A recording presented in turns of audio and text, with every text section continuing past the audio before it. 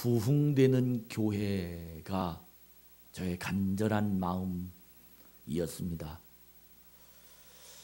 그런데 이번 사순절 기도회를 드리면서 제 마음속에 부흥되는 교회도 좋지만 이제는 교회다운 교회가 나의 더 간절함으로 다가왔습니다.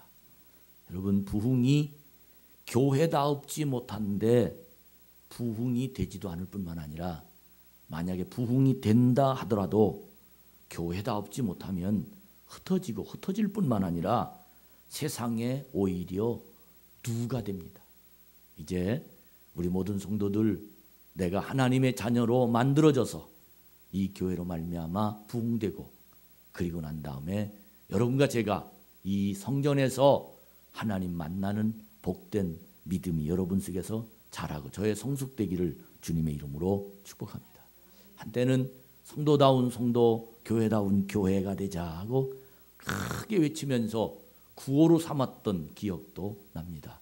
우리 한번 크게 한번 성도다운 성도, 교회다운 교회가 되자 한번 외칩시다. 시작. 성도다운 성도, 교회다운 교회가 되자. 목사다운 목사가 되고요. 할렐루야.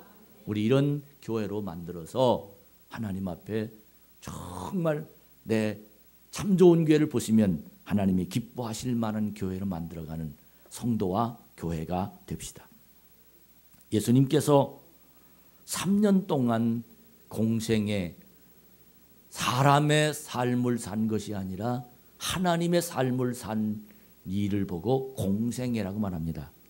그 공생애에 3년 동안 사실 때 가장 문제가 된 장소가 있는데 그 장소가 어디냐 하면 교회입니다. 회당이라고 말하고 성전이라고 말했던 그 지역, 그 자리가 바로 예수님이 가장 문제된 곳으로 지적하고 예수님이 그곳을 공격했습니다. 그 이유는 성전다웁지 못했기 때문에 성전다웁게 만드시려고 예수님이 그들에게 외쳐서 그들을 바꿔놓고 싶은 심정으로 예수님이 그들을 향해서 말씀을 전했던 겁니다. 성전이 성전 구실을 못하고 성전이 성전의 기능을 제대로 못했기 때문에 예수님은 그들을 쳐다보면서 너무 마음이 아팠는데 이 마음이 아픔은 바로 하나님의 마음을 전달하는 내용이요 표현이었던 겁니다. 성전이란 하나님이 오시는 곳입니다. 성전에서 하나님을 만나는 곳입니다. 성전에서 내 죄를 회개하고 성전에서 새로운 사람으로 시작되는 것이 바로 성전입니다. 예수님 당시에는 신정정치를 했으면 예수님 당시에는 대제사장 또 사두 서기관들 그리고 관원들 이런 사람을 중심으로 나라가 움직였습니다. 율법사들, 대제사장들, 관원들 모두가 다 그들의 마음에 진리는 법은 성경이었습니다. 그들이 성전에 모였던 사람들입니다. 그들의 문화는 하나님이었습니다. 그들은 말만 꺼내면 성경을 인용했습니다. 그들은 사람들에게 어떤 분위기는 다 찬송으로 하나님 앞에 분위기를 이끌어갔고 집에 가도 모두가 다 성경 말씀이 붙어있고 자식들 교육도 사실은 다 성경 말씀으로 교육을 시키는 그 문화가 바로 이스라엘 문화요. 예수님이 이 땅에 오셨을 때 문화가 바로 그런 문화였습니다. 그들의 복장도 그들의 언어도 그들의 모습도 모두가 다 하나님을 경배하는 모습으로 경건하게 권위 있게 그렇게 하나님이 자기를 바라보는 그 모습을 쳐다보면서 그들은 그렇게 살려고 애를 썼는데 놀라운 건 외형만 그런 삶을 살았지 그들의 삶은 하나님이 없는 삶을 살았습니다. 겉으로는 다 거룩한 것 같았는데 그 속에 하나님이 안 계신 것 보면 너무 안타까워. 찬양은 가사가 곡조가 너무 은혜스러운데 그 속에 하나님의 영이 담아있지 아니하는 가사와 곡조의 고백은 너무 안타까운 지역 그 자리가 바로 성전이었었습니다. 그들은 성전에서 주는 녹을 먹고 살았습니다. 성전 때문에 받는 권세를 가졌습니다. 사람들에게도 성전 때문에 받는 존경을 받았습니다. 근데 그들의 마음에 하나님이 안 계셨습니다. 예수님이 성전으로 오셨습니다. 그들을 보면서 마음이 얼마나 아픈지. 예수님이 메시아로 그 시기에 오셨던 겁니다. 예수님이 회당에서 성전에서 하나님의 말씀을 가르치셨습니다. 그들은 예수님이 말씀을 가르치는 그 말씀과 자기들이 전했던 말씀은 비교할 수 없을 정도로 자기들의 말은 왜소했습니다. 사람들이 먹혀 들어가죠.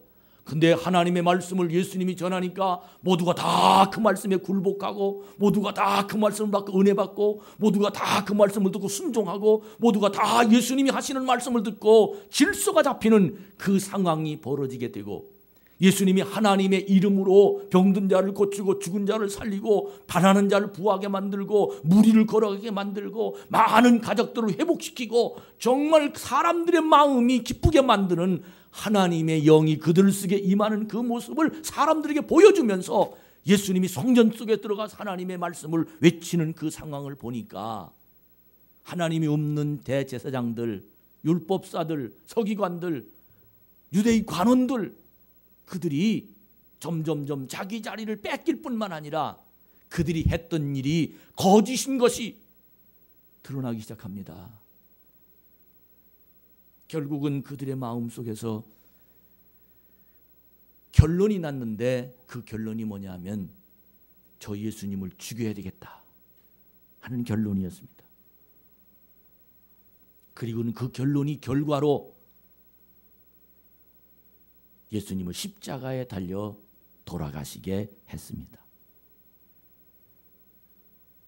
근데 지나놓고 보니까 이것이 하나님의 계획이었고, 예수님이 십자가에 달려 돌아가신 그 십자가의 의미와 그 십자가의 고난의 현장이 바로 하나님의 사랑이 담아있는 놀라운 사건이었던 것입니다. 나중에 요한은 이것을 깨달았습니다. 그래서 요한복음 3장 16절에 보면 우리 다 같이 시작. 하나님이 세상을 이처럼 사랑하사 독생자를 주셨으니 이는 그를 믿는 자마다 멸망하지 아니하고 영생을 얻게 하려 하심이라. 요한이 하나님이 세상을 너무너무 사랑하셔서 예수님은 십자가에 달리시고 예수님 믿는 자마다 멸망하지 아니하고 영생을 얻게 하시려는 하나님의 계획을 요한이 알고 모든 사람들에게 예수님을 믿으면 멸망하지 아니하고 영생을 얻는다라는 이 복음을 그들에게 정확하게 고백하며 가르쳤던 겁니다. 사랑하는 여러분, 이것이 바로 복음입니다. 복음이 완성되고 복음이 전파되도록 교회를 만드셨습니다. 이 복음이 일회용이 아니고, 이 복음이 예수님이 십자가에 달려 돌아가실 그때만이 아니고, 이 복음이 영원토록 주님 다시 오실 때까지 이 복음이 모든 성도들 마음속에, 그리고 세상의 모든 사람들이 예수를 믿어 하나님의 자녀가 되기까지 그들을 하나님의 사람으로 만드시려고 교회를 만드셨습니다. 할렐루야. 예수님이 부활 후 오순절 날에 성령님을 마가의 다락방에 보내셔서 저녁 기도하는 사람들을 하나님의 사람으로 만드셨습니다. 그들이 만든 교회가 예루살렘 교회입니다.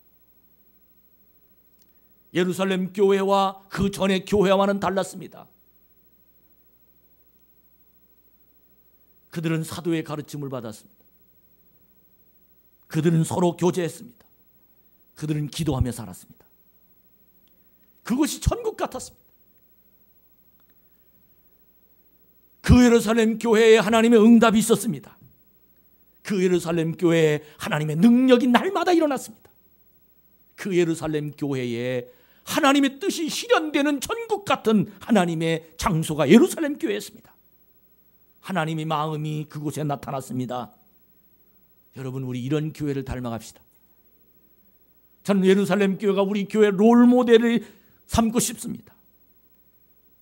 예루살렘 교회에 모여있는 성도들처럼 이렇게 신앙생활하고 사도의 가르침을 받고 서로 교제하고 떡을 떼고 그리고 서로 기도해주고 마음을 합해주고 서로 이해하고 위로해주고 너도 지체고 나도 지체고 하나님이 우리의 마음속에 함께 계시고 아멘. 이런 교회가 되기를 원합니다. 내 마음에 흥이 저절로 나오고 내 마음에 하나님이 오늘 또 응답하는 그 믿음의 모습이 보여지게 만들고 내 표정이 하나님이 함께 하심의 표정을 지게 만들며 고민과 수심이 사라지고 주께 기도하면 응답받는다는 확신이 있는 예루살렘 교회처럼 우리 참 좋은 교회가 이번 사순절기를 통해서 과정을 밟아가고 있습니다. 사랑하는 여러분, 우리 이런 교회를 만들어 봅시다. 이런 강단이 되기를 원합니다. 베드로가 하나님의 복음을 증거하며 성도들 마음속에 하나님 말씀을 받아들일 때 아멘 아멘 아멘 아멘 우리가 어떻게 해야 되겠습니까? 이해되지 못할 때 사도인 베드로에게 찾아와서 영적인 성숙을 위해서 하나님의 사랑을 더 많이 받기 위해서 하나님 말씀을 가르치기 위해서 과외 공부라도 서슴지 않는 예루살렘 교회의 성도들 너무 부럽습니다. 어떻게 하면 은혜를 더 받을까? 어떻게 하면 하나님의 능력이 내 가정에 어떻게 하면 내 심령에 천국 같은 심령으로 세상을 살 수 있을까? 이 마음 한 구석에 먹어도 들어도 기도해도 더 하고 싶은 그 열정이 예루살렘 교회에 남아있는 그런 강단이 참 좋은 교회 강단이 되기를 간절히 기도합시다. 어디를 보든지 성령님이 임재했습니다. 어디를 어떤 일을 하든지 거룩한 하나님의 계획 속에 나타납니다. 누구를 만나도 하나님의 형상처럼 얼굴이 보여지는 불신하거나 미워하거나 저 사람 안 된다거나 그런 사람 전혀 없고 모두가 다 품고 싶고 모두가 다 만나고 싶고 아멘.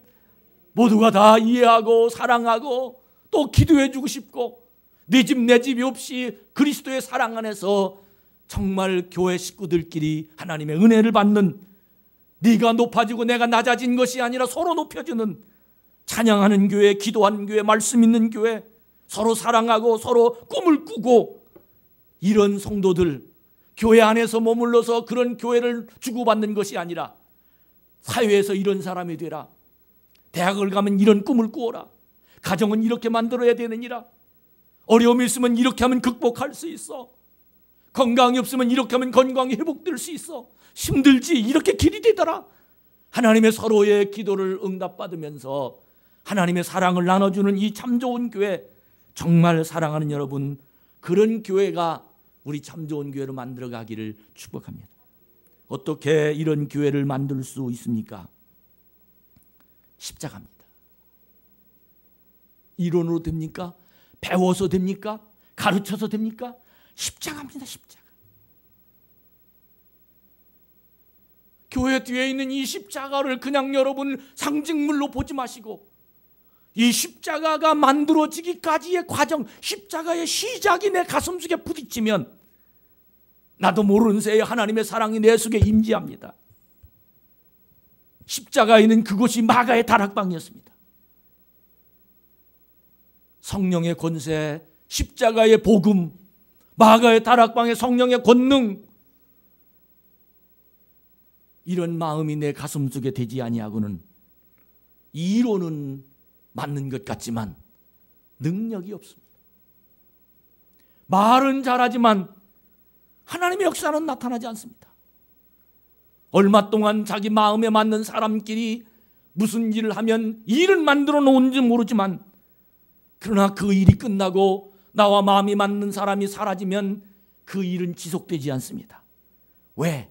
그 속에 복음이 담아있지 않고 십자가가 없기 때문에. 교회는 마음 맞는 사람끼리 모여있는 것이 교회가 아닙니다. 교회는 서로 수준이 맞는 사람끼리 만나는 것이 교회가 아닙니다. 교회는 내 마음의 기쁨을 나눠주는 어떤 이런 것들을 하는 것이 교회가 아닙니다. 교회는 복음, 십자가, 예수의 사건, 이 사건을 마음에 품고 그 생명이 내 속에 담아있는 사람들이 하나님의 말씀이 통하고 생각이 통하고 목표가 통하고 방향이 통하고 목적이 통한 사람들이 천사라 그의 마음을 늘 보조해주고 하나님의 역사가 임재되는 그 자리, 그것이 바로 교회입니다. 한 주간 동안 특별 새벽 기도를 통해서 예수님의 겟세마네 동산의 말씀을 들었습니다. 예수님은 제자들과 함께 겟세마네 동산을 올라갔습니다. 그러나 예수님은 땀방울이 핏방울이 될 정도로 기도했는데 제자들은 피곤해서 잤습니다. 육체는 같은 동산에 있었습니다. 마음은 분리됐습니다. 이 자리에도 육체는 하나님의 성전 참 좋은 게 앉아 있는지 모르지만 마음이 하나님의 영이 담아 있지 못하면 동문서답합니다. 무슨 소리인지 못 알아듣습니다. 육체에 필요한 말을 하면 알아듣습니다. 정신적인 필요한 말을 알아들을지 모릅니다. 그러나 하나님 나라의 말을 하면 알아듣지 못합니다. 예수님의 제자들은 겟세마네 동산에 같이 올라갔는데 하나님의 언어, 하나님의 계획, 하나님의 인도하심을 예수님은 알아듣고 기도하는데 제자들은 사람의 일로 보고 잤습니다. 결국은 예수님의 순종으로 하나님의 뜻이 진행됩니다. 여러분, 겟세마네 동산에 그곳은 주님의 마음을 품지 않고는 예루살렘 교회를 만들 수 없습니다. 저는 우리 교회가 예루살렘 교회가 롤모델이라고 말씀드렸습니다. 우리 합시다. 마음을 합합시다. 그래서 되는 겁니까? 아닙니다. 이해합시다. 용서합시다. 사랑합시다. 그래서 우리 교회가 롤모델인 예루살렘 교회가 되는 겁니까? 아닙니다. 예루살렘 교회가 되는 진정한 이유는 겟세마네 동산에 예수님의 십자가의 고통이 내 마음으로 다가오는 사람끼리 모여야 예루살렘 교회가 됩니다.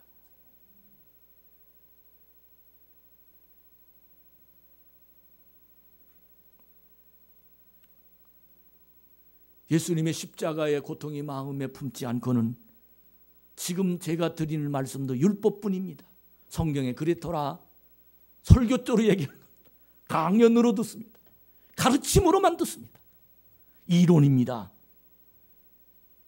여기에서 큰 소리를 내거나 잘못했다고 지적하거나 그 말을 하나님 음성으로 듣지 못하고 정죄함으로 듣습니다. 채찍질로 받아들입니다. 내 자신이 판단할 수밖에 없는 하나님 말씀대로 나를 이끌지 못하고 사람이 나를 이끄는 듯한 그 분위기로 이 교회가 가르치는 장소로 목사는 대장이고 나는 쫄병으로 생각하는 그런 경리감은 그런 분별함이 없는 그런 모습의 장소밖에 될 수 없습니다. 성령의 역사, 하나님의 능력이 내 속에 주님의 복음의 십자가가 들어있지 않으면 하나님 말씀에 감동을 받을 수 없습니다. 감사가 있을 수 없습니다. 자발적으로 하나님의 사랑을 고백할 수가 없습니다. 지금 이 자리에 하나님의 계심이 느껴지지가 않습니다. 오늘 주시는 설교가 하나님 말씀이라고 받을 수가 없습니다. 십자가가 내 속에 있으면 이 말씀 속에 힘이 있습니다. 이 말씀을 듣고 능력이 나타납니다. 예수님의 피 흘림이 나 때문임을 자백할 수 있습니다. 그래야 그리스도인 것입니다. 할렐루야. 여러분, 여기는 돈 버는 방법을 가르치는 것이 교회가 아닙니다. 가정이 행복한 것을 가르치는 것이 교회가 아닙니다. 교회는 복음을 가르치는 것입니다. 교회는 십자가의 의미와 그 십자가가 나와 어떤 관계에 있는 것을 가르치는 것이 교회입니다. 이것을 깨닫고 그 은혜가 감동하고 감격해서 언제나 그 은혜가 내 마음에 푹 임하면 그 은혜 때문에 행복하고 그 은혜 때문에 하나님께 기도하고 그 은혜 때문에 하나님께 감사하고 그 은혜 때문에 내 인생을 살아가는 길이 열릴 때 그 길 속에 하나님의 축복이 있습니다. 설교의 왕자라고 불려지는 유명한 스폴전 목사님 이야기입니다. 이 목사님은 설교를 할 때 적어도 설교의 90%가 그리스도의 십자가가 나오지 않으면 가슴이 답답해서 견딜 수 없습니다. 그렇게 고백했습니다. 스펄전 목사님의 설교는 그래서 영광스러운 그리스도의 십자가와 언제나 그리스도께 항상 집중되어 있습니다. 그런데 이 목사님이 하루는 그런 간증을 했습니다. 어느 날 성경을 조용히 묵상하다가 십자가에 대한 장면이 마음에 와서 부딪혔답니다.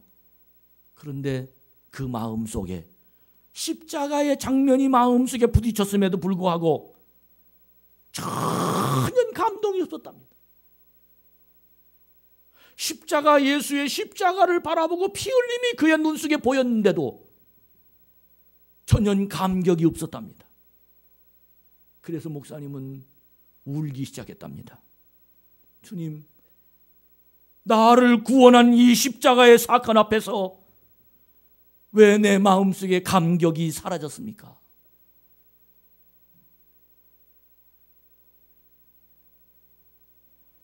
날마다 들어도 마르지 아니할 감격의 샘터, 그것이 바로 십자가 앞인데, 하나님, 내가 십자가 앞에 감격을 잃어버렸다는 말은 주님의 은혜가 내 속에 머무르지 않는다는 말이고, 우리가 주님의 십자가를 향한 감격을 상실했다면 우리의 신앙은 무엇인가 근본적으로 잘못되어 있다는 것이라는 겁니다. 왜냐하면 이보다 더 영광스러운 일이 없기 때문입니다. 십자가 없는 기독교는 기독교가 아닙니다. 십자가 없이 죄사함을 받을 수 없기 때문입니다. 십자가 없이 새로운 길을 걸을 수 없기 때문입니다. 여러분, 십자가. 나를 하나님의 자녀로 만들어주는 길은 십자가입니다. 나 하나님 백성이다라고 고백할 수 있는 길은 십자가입니다. 의로 받기 원하십니까? 먼저 십자가를 만나십시오. 기도 응답 받기 원하십니까? 먼저 주님의 십자가를 만나십시오. 우리 교회 들어와서 복을 받기 원합니까? 먼저 십자가를 만나십시오. 바울은 그리스도의 십자가 외에는 결코 자랑할 것이 없다, 그렇게 말합니다. 바울이 십자가를 통해서 자기 마음속에 결심이 생겼는데, 그 결심은 주님의 십자가가 내 속에 들어오자 나는 세상과는 단절되었다라고 말합니다. 따라합시다. 십자가가 내 속에 들어오면 세상과는 단절이 된다. 이 말이 무슨 말입니까? 십자가 때문에, 예수 그리스도의 십자가 때문에 나와 세상은 영원히 만날 수 없는 선을 긋고 말았습니다. 세상과 선을 긋고 말았다는 말이 이 세상의 잘못된 시스템, 이 세상의 잘못된 철학, 이 세상의 잘못된 흐름을 향해서 더 이상은 내가 그쪽으로 가지 말아야 되겠다라고 선을 긋다는 겁니다. 더 이상은 내가 세상과 짝하지 말아야 되겠다라고 선을, 구렁을 만들었답니다. 십자가가 내 가슴 속에 들어올 때 오직 내 눈은 구원의 십자가, 구원의 주님만 바라보고 사는 은혜가 내 속에서 지금도 움직일 수 있다는 겁니다. 여러분, 예수 믿는 사람이 도덕적으로 변화가, 착하게 살고 사랑하며 살고 도와주며 살고, 이 도덕적인 변화가 단순하게 결심해서 착하게 살려고 아니면 깨달아서 여기에서 온 것이 아니라, 예수 믿음으로 도덕적인 변화는 주님이 나를 위해서 십자가에 달려 돌아가셨는데 나는 세상을 위해서 무엇을 할까라고 고민하다가 이것 정도는 해야지라고 결심한 사람이 도덕적 변화입니다. 여러분, 우리는 많은 사람이 십자가도 없으면서 도덕적으로 변화된 채 하고 있습니다. 그래봐야 100번도 못합니다. 그래봐야 1년도 채 못합니다. 예수님을 닮은 채 같으나 닮지 못했습니다. 왜? 그 속에 십자가가 없기 때문에. 많은 교회가 속습니다. 많은 사람이 속어 넘어집니다. 그 속에 예수가 없는데 예수 있는 것처럼 살다가 환경이 다가오면 예수를 버립니다. 예수님이 계셨습니까? 안 계셨습니다. 사랑하는 여러분, 우리 이번 사순절 이 교회에서 힘듭니까? 어려운 얘기입니까? 이 말이 설교입니다. 할렐루야! 이 설교를 들을 귀가 열려야 예수의 생명이 내 속에 들어온 겁니다.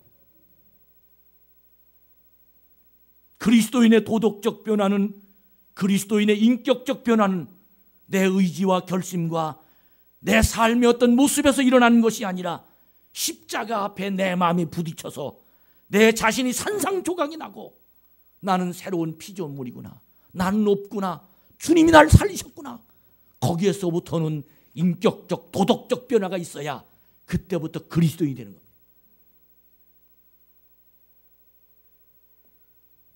성도가 성도되는 길은 십자가의 힘이 가슴에 있어야 됩니다.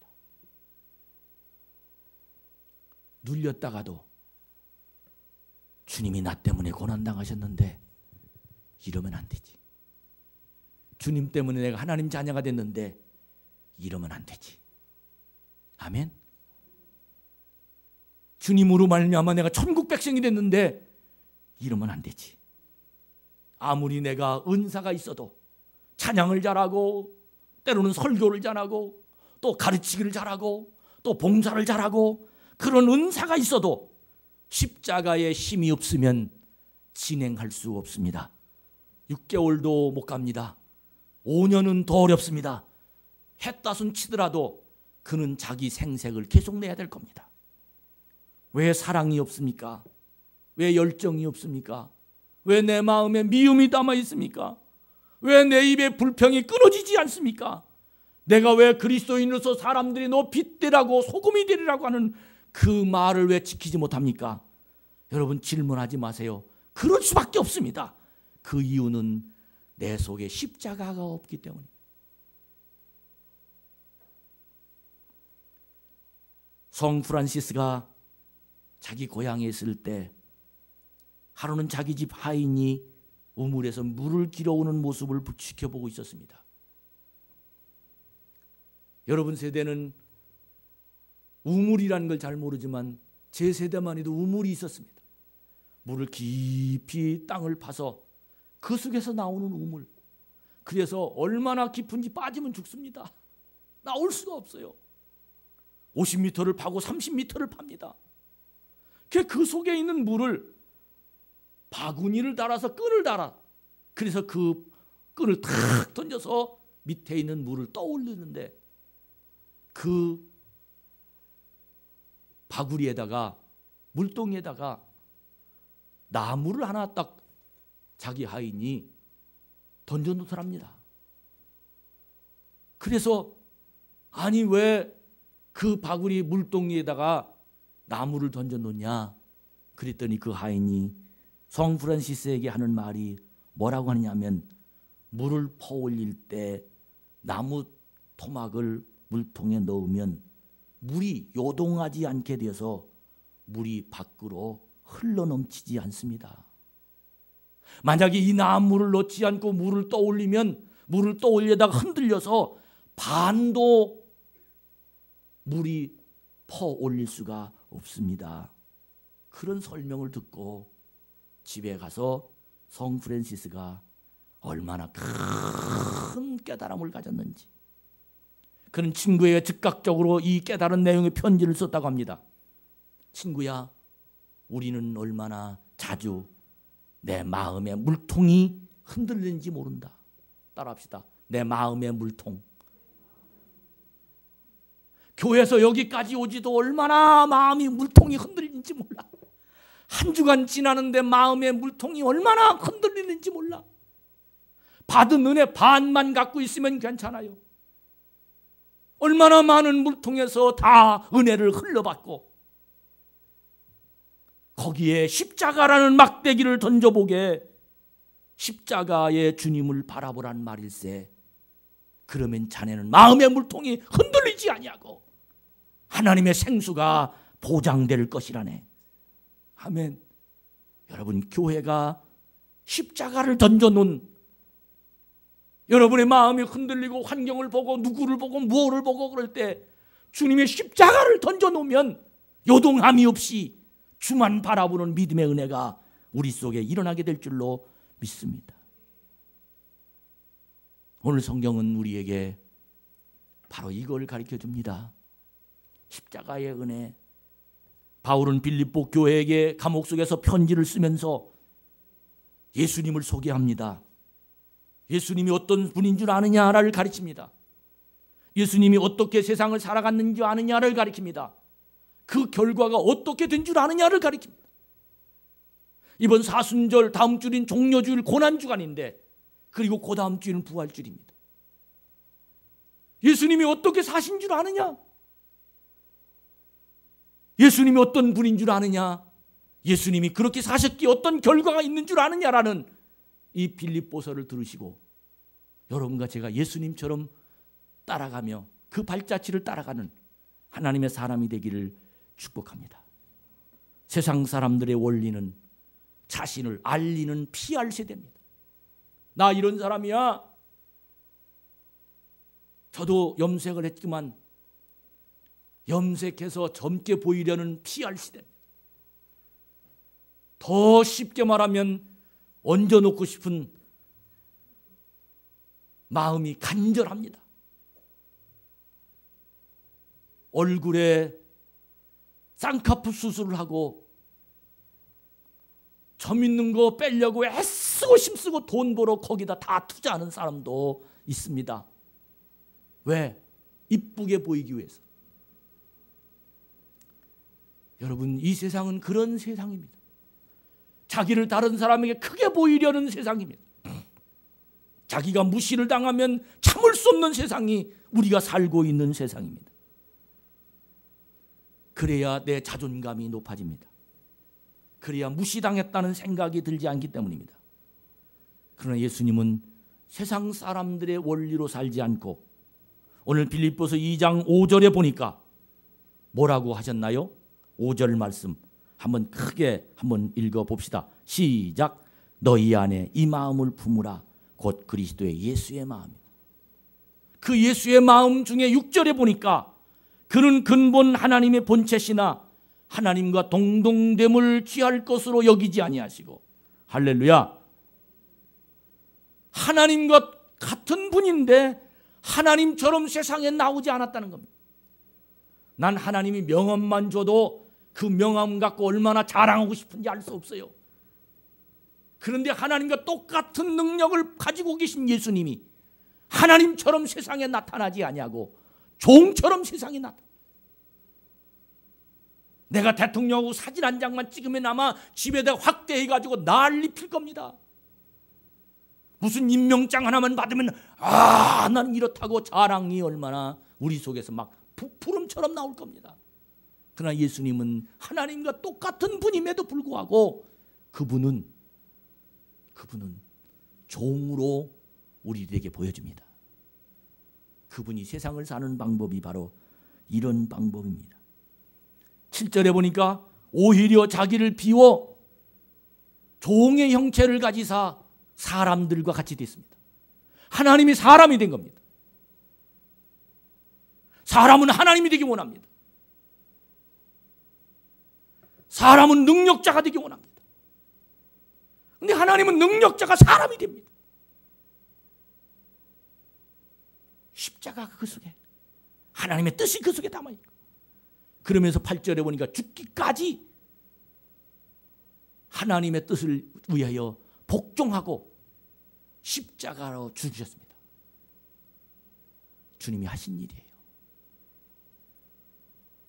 남이 나를 위해서 죽기까지 섬겨주고 복종하기를 바라는 세상, 나에게 무언가 잘 대해주고 나에게 뭔가 인정해주고 나를 받들어주고 나를 잘한다고 칭찬해주고 나를 섬겨주면 최고로 생각하는 이 세상과는 정반대의 삶을 주님은 살았습니다. 하늘 보좌를 버리고 이 땅에 오셨을 때 주님은 즐거이 세상을 헌신하며 살았습니다. 사람의 모습을 갖고 사람과 함께 잡수시고 사람과 함께 지내시고 사람의 마음 마음하며 함께 우시고 사람을 보고 아파하시고 사람을 돌봐주시고 사람을 고쳐주시고 사람을 가르쳐주시고 하나님 나라를 사람에게 보여주시고 심지어 그 사람을 위해서 주님은 십자가에 달리시기까지 했습니다. 여러분, 소설 얘기하는 거 아닙니다. 살아계신 하나님의 역사, 과거 얘기하는 거 아닙니다. 하나님의 성령이 내 속에 임하면 그 살아계신 하나님이 십자가에 달리신 예수님이 이번 사순절기를 통해서 나에게 다가오십니다.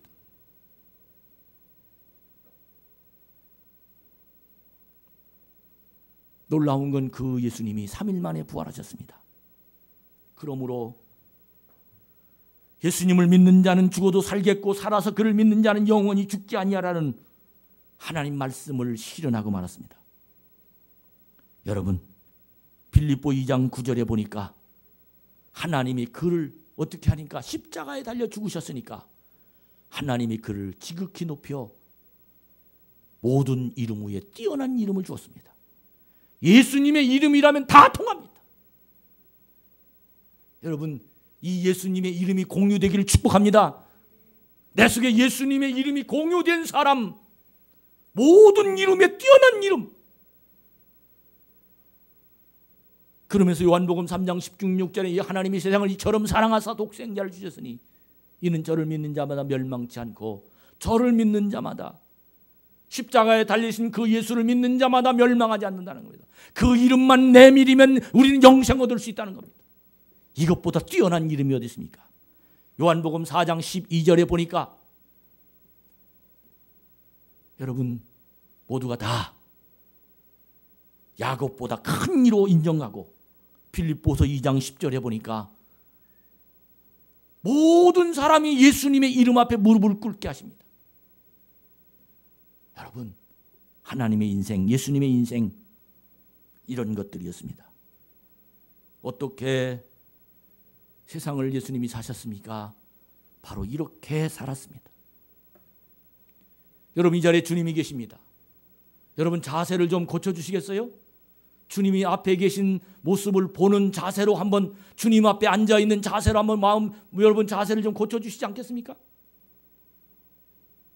이런 주님이 이 자리에 계십니다. 주님이 이 자리에 계신데 고개 숙일 수 있어요? 주님이 이 자리에 계신데 내 마음을, 다른 마음을 가질 수 있어요? 이 사순절에 우리 예수님이 나와 만나시기 원하십니다. 그 예수님의 발자취를 따라가는 하나님의 사람들, 놀라운 역사가 있기를 축복합니다. 결론을 말씀드립니다. 어느 예수님을 만난 주님의 십자가의 보혈의 피로 구원받아 너무 감동을 받아 내가 어떻게 살아가야 될까라고 고민하며 기도하던 정에 나는 예수님의 사랑을 전해야지라고 고백한 그 어느 성도, 어떻게 내가 하나님의 사랑을 전달할까라고 고민하다가 그는 십자가로 받은 은혜를, 십자가로 깨달은 하나님의 사랑을 마음속에 품고 결심을 했는데, 그 결심이 뭐냐면 내가 이제 어려움을 당하는 사람에게 내가 말로 유창하게 기도하는 것보다는 주머니 속에 십자가를 몇 개 들고 다니면서 이 십자가를 손에 탁 들켜주고, 우리 주님이 너를 사랑하시고 이 십자가가 너의 인생을 책임질 거야. 그리고는 십자가를 손에 품어줬답니다. 1년 2년 그는 십자가를 그렇게 전해주는 하나님 사랑을 전달했는데, 놀라운 그 십자가를 받은 손에 쥔 사람이 가슴에 뜨겁게 느껴지고, 그 십자가를 손에 들켜진 그 사람의 마음이 행복해지기 시작했는데, 하루는 멀리 무슨 일 때문에 갔는데 차가 끊겼어요. 그래서 4시간 정도 5시간 정도에 있는 자기 아들에게 나 여기 있으니 좀 돌아와라, 나 좀 태우고 가라. 그래서 그 자기 아들의 차를 기다리고 있다가 마침 카페가 있어서 그 카페 안에 들어가서 몇 사람이 다 차를 기다린 것 같더라는 거예요. 다 고개를 숙이고 다는 눈은 감고 다는 누워있고 그런 사람이었는데 그 마음속에 한참 기다리다가 하나님의 감동을 주는데 너 저 여인 내 옆에 있는 그 여인에게 십자가를 좀 전해줘라. 그래서 이렇게 쳐다보니까 얼굴도 잘 예쁘게 생기고 옷도 아주 말쑥하게 잘 차려입고 아주 그냥 엄청나게 귀부인 티가 나는 그분에게 하나님의 감동이 그분에게 가서 십자가를 주라는 감동을 주시더라는 거예요. 마음속에 이때까지 자기가 십자가를 건네준 사람들의 통계를 생각해 보니까 어려운 사람, 고통당하는 사람, 문제 있는 사람, 마음 가난한 사람, 어떻게 할 바를 모르는 사람에게만 십자가를 줬는데 그분의 얼굴을 보니까 이 십자가 안 줘도 잘 사는 사람 같더라는 거예요. 그 용기가 나질 않더랍니다. 그래서 이 십자가를 주기를 주저주저 하고 있는데 더 근소로 하나님 빨리 십자가 줘. 빨리 십자가를 줘야 돼. 그렇게 다급한 마음이 들어서 그분에게 찾아가서 쭈삣하고 가까이 가지도 못하고 그리고 쭈삣하고 있는데 그 여인이 자기 이렇게 쳐다보면서 저에게 무슨 하실 말씀이 계십니까? 그렇게 눈이 마주쳤다는 거예요. 그래서 얼굴 씩 웃으면서 하나님 도와주세요. 그리고는 그 앞에 앉으면서 사실요 이해하실지 모르지만 저 그리스도인입니다. 그런데 제 마음에 제가 가지고 있는 십자가를 부인에게 드리라고 하나님의 감동을 받아서 어쩔 수가 없었습니다. 그래서요 이 십자가를 좀 받아주시죠. 그리고는 십자가를 그 탁자 앞에 놓으니까 그 부인이 그 십자가를 보면서 엉엉 울더라는 거예요. 깜짝 놀랐대요. 도대체 왜 저 부인이 저렇게 우나? 그랬더니 울음을 그치고 자기 자신의 얘기를 하는데 남편이 얼마 전에 교통사고로 죽었대요. 아들이 병으로 죽었대요. 그래서 그 마음속에 하나님 안 계시나 보다. 하나님 우리 가정을 다 이제 모르시나 보다. 하나님 우리를 떠나시는가 보다. 이런 마음을 가지고 그리고 내가 이제 세상 살아서 무엇하느냐. 하나님도 우리 가정을 떠나고 나를 떠나고 나 혼자 이 세상 살아 무엇하느냐. 그리고는 가방에서 뭘 하나 툭 꺼내놓는데 그게 뭐냐면 권총을 꺼내는 거예요. 내가 여기 좀 차 한 잔 마시고 저기 가서 죽으려고 내가 그래서 그 권총을 뺏고 탄창을 주머니 넣으면서 하나님 당신을 사랑합니다. 나를 하나님이 당신에게 보냈습니다. 그랬더니 그 부인이 눈을 울면 하나님 날 버린 줄 알았습니다. 하나님 당신을 나에게 보내셨군요. 하나님 날 사랑하는군요. 그 감동을 그 부인이 받고 하나님의 사랑을 체험하면서 그 십자가를 부여지고 새로운 인생을 출발했다라는 이야기. 여러분 간증 소리가 전 오늘 내 가슴에 부딪혔습니다. 하나님 이 십자가 내 속에 머무르게 하시옵소서. 정말 우리 참 좋은 교회 성도 여러분이요 예수님의 그 십자가가 우리 인생을 책임지심을 믿으시기 바랍니다. 그 십자가가 내 인생을 책임지고 계시다는 사실을 깨닫는 자가 되기를 주의 이름으로 축복합니다. 이렇게 주님의 십자가가 엄청난 기적을 베푸는 십자가일 뿐만 아니라 이 십자가로 말미암아 내가 하나님의 놀라운 그 발자취를 따라가면 우리는 어떤 놀라운 은혜가 내 속에 임하며 무엇을 배우게 되느냐 하면 주님의 놀라운 역사로 순종하셨던 예수님의 순종을 배울 수 있습니다. 여러분 이 순종이 배워지기를 축복합니다. 십자가가 내 속에 있으면 예수님의 순종을 배울 수 있습니다. 십자가가 내 속에 계시면 고통을 참으신 주님의 인내를 배울 수 있습니다. 십자가가 내 속에 계시면 버림받고 배신당해도 원수까지도 사랑하신 하나님의 사랑을 배울 수 있습니다. 십자가를 지고 고난의 길을 걸어가신 하나님의 헌신을 배울 수 있습니다.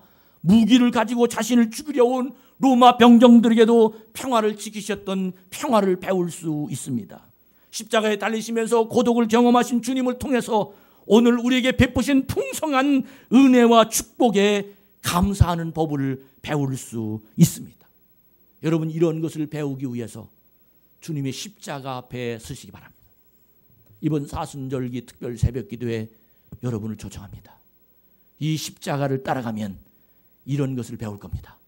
놀라운 역사가 여러분 속에 임해서 정말 하나님의 기적의 문이 열리기를 축복합니다. 여러분, 한 가지 질문하고 마칩니다. 하나님 어디 계십니까? 한번 대답해 보시죠. 많은 사람이 하나님 내 마음속에 계십니다라고 말합니다. 하나님 하늘에 계십니다라고 말하면 초보자입니다. 어느 정도 믿음이 있다고만 하나님 내 마음속에 계십니다라고 말합니다. 정말 하나님이 내 마음속에 계신 걸 믿고 말하는 겁니까? 오늘 이 자리에 한번 생각해. 하나님 내 마음속에 계십니까? 하나님 내 마음속에 계신 표정이 아닌데, 하나님 내 마음속에 계신 태도가 아닌데. 여러분, 분명하게 하나님의 계심이 믿어지는 방법은 십자가를 보면서 피 흘리심이 보여지는 사람은 언제나 주님이 내 속에 계심이 믿어집니다. 언제나 믿어집니다. 지금 내 상황도 하나님이 하시는 일임이 믿어집니다. 십자가가 내 속에 뿌리박아 있으면 세상에 되어가는 많은 일들이 하나님의 운행하심이 보여집니다. 그러나 십자가가 없고 축복만 있는 사람은 언제나 추락할 가능성이 있습니다. 여러분, 보혈을 지나야 하나님 만날 수 있습니다. 하나님 어디 계십니까? 여기 계십니다. 하나님 어디 계십니까? 내 사업에 계십니다. 하나님 어디 계십니까? 내 기도 응답하셨습니다. 어떻게 이렇게 대답할 수 있습니까? 십자가가 내 가슴에 증인되면 언제나 주님 안에서 승리하는 열매가 일어나게 될 줄로 믿습니다. 540장 주의 음성을 내가 들으니 이 찬양 부르고 통성으로 하나님을 만나는 시간 되기를 바랍니다.